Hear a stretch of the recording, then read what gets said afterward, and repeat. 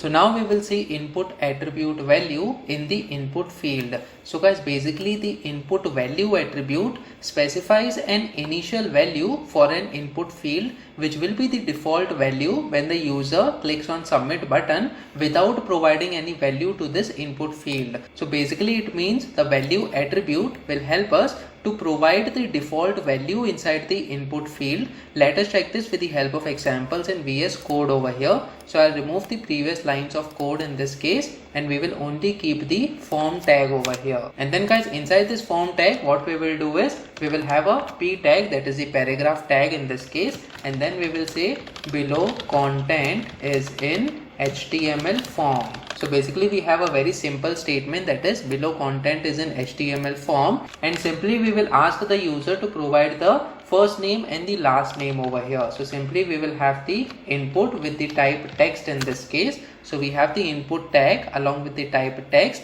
and then let's say the name attribute is fname and the same value we provided inside the id as well, and before that we will have the label, and for the for attribute we will say fname over here, so that this particular label is linked to the input field in this case, and then we will say first name over here as the label followed by colon. Now guys, this is a very simple text field in this case and we will not have any value inside this input field. So let us have a submit button in this case. So we provide input followed by colon, and then we have the type submit over here and the value will be submit in this case. Let me just save this file now and try reloading this page once again on the browser. So as you can see, we have two times below content is in HTML form. So previously we had provided another paragraph before that form as well. So I'll just remove one paragraph in this case. Let me just save this file now and try reloading this page. So as you can see, we have the first name over here followed by colon, and then simply we have the input field in this case.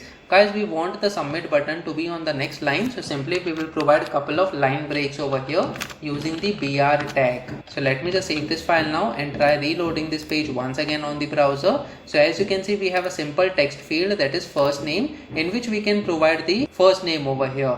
Now guys, let's say we want certain default value to be provided inside the first name. So what we can do is we can have the value attribute for this input tag. So after this id, we will provide the value attribute, and let's say the first name with the value John will be the default value over here. So let me just save this file now and try reloading this page once again on the browser. So as you can see, when the user loads this particular page, the default value, that is John, will be displayed to that user inside the first name input field in this case, and then user can provide his or her own name over here or simply click on submit button so that the value, that is John, will be passed to the server. So when we click on the submit button over here, as you can see inside the URL, we have the fname parameter followed by equal to, and the value is John in this case. That's because the default value that we have provided in the first name input field is John over here. Similarly, we can have another input field as well. So let's say we simply copy these lines of code and paste it after the first name over here,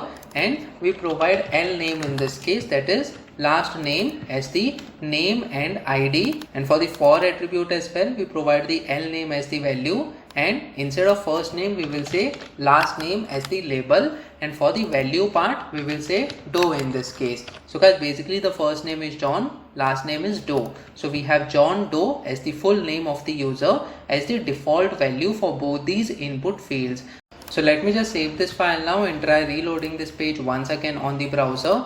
So as you can see, we have the first name that is having the value, default value of John, and the last name is having the default value as Doe. And when we click on submit button simply without providing any data over here, so these two names, that is John and Doe, will be passed to the server as the URL with the f name and the L name as the parameters. We can also modify the first name and last name over here. So simply we can say programming, and then for the last name we can say beginners over here. So let me just click on submit button now. So basically the first name and last name has been updated, that is programming, and then beginners as the last name in this case, which is being passed to the server. So in this way we can have the default values for the required input fields based on your project requirements by using the value attribute over here inside the input tag. So guys, comment in the comment section below whether you have learned something out of this video. Please make sure that you like this video so that it reaches to more people, and subscribe to this channel so that you get the notifications on upcoming videos as well.